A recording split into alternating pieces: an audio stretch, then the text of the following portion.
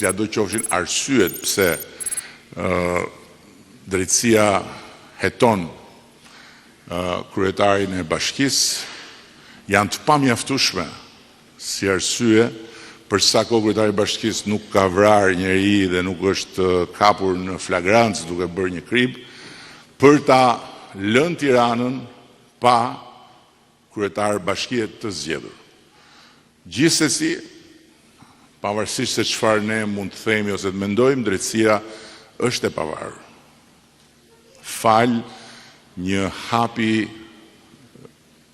të jashtëzakonshëm që ka bërë Partia Socialiste për ta pavarësuar drejtësinë në Shqipëri pas 100 e kusur vjetësh shtet shqiptar kur drejtësia s'ka qenë kurrë e pavarur. Pastaj koha kaloi në të gjitha shkallët ku kryetari i bashkisë kërkoi rikthimin në detyrë dhe hetimin në gjendje të lirë e humbi gjyshin dhe kur u ezauruan gjitha shkallët, ishte gjëja më normale që të mendohej për qytetin, të mendohej për njerëzit që kanë dhe ata një të drejtë shumë të madhe themelore, e drejta për të qeverisur nga të zgjedhurit e tyre. Dhe kjo ishte arsyeja pse ne ndërmorëm hapin tjetër, që të hapim rrugën e zgjedhjeve në Bashkinë e Tiranës. Nuk ishte një hap për të fajsuar kryetarin e bashkisë, as një hap i lidhur me faktin që kryetari i bashkisë mungonte në detyrë se kishte arsye të veta. Po ishte një hap i lidhur me faktin që kryetari i bashkisë në pamundësi për të kryer detyrën të mos kthehej në një problem gjithmonë e më të madh për qytetin, sepse qyteti, asnjë qytet nuk mund të qeveriset me telekomand apo me delegim. Pavarësisht gjithë punës madhe dhe përpjekjes që bën Anuela bashkë me nënkryetarët, qyteti ka nevojë për të zgjedhurin legjitim që ta drejtojë atë. Është gjë më normale. Dhe pavarësisht përpjekjes që bëm, përsëri nuk ja dolëm, sepse gjykata kushtetuese refuzoi t'i hap rrugë zgjedhjeve në Tiranë, duke përcaktuar pamundësinë e kryetarit të bashkisë për të qenë në detyrë dhe nga ana tjetër duke përcaktuar që nuk është e drejta e Këshillit Bashkiak dhe e qeverisë që të hapin rrugën e zgjedhjeve duke e larguar kryetarin e bashkisë për sa kohë ai ka munguar sepse nuk i është dhënë mundësia që të vijë.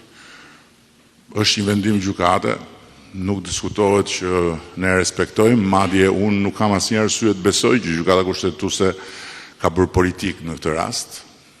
S'kam arsye ta besoj, kam arsye të besoj gjykata kushtetuese ka menduar ndryshe. Por mendimi ndryshe gjykatës kushtetuese të çon në konkluzionin që kur kryetari i bashkisë shkoi atje për të kërkuar të kthehet në zyrë, gjykata kushtetuese ta kthej në zyrë. Sepse vetë ka thënë që nuk mund bëhen zgjedhje në Tiranë sepse ai është i zgjedhuri. Atëherë duhet ta kthejnë në zyrë. Në mënyrë që të normalizohet një situatë që është një situatë çdo ditë dhe më e vështirë për kryeqytetin.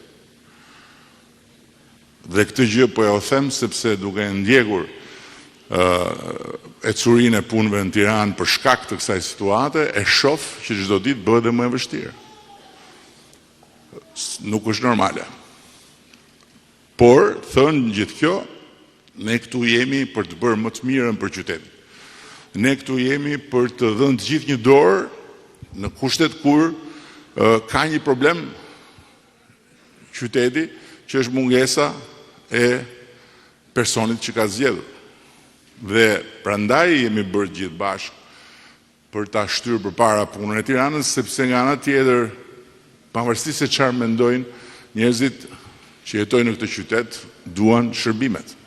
Duan rrugën, duan kopshin, duan çerdhen, duan pastrimin, duan të gjitha me radhë, gjë që ne duhet bëjmë çmos që t'i kenë.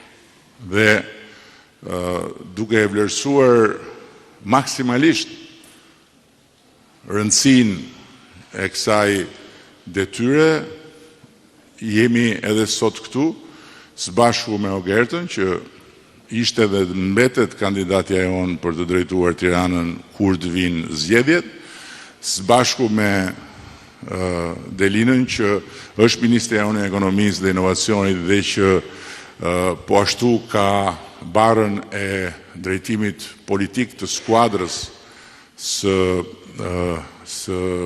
deputetëve apo të përfaqësuesve të Partisë Socialiste në këtë njësi, dhe natyrisht bashku me ju.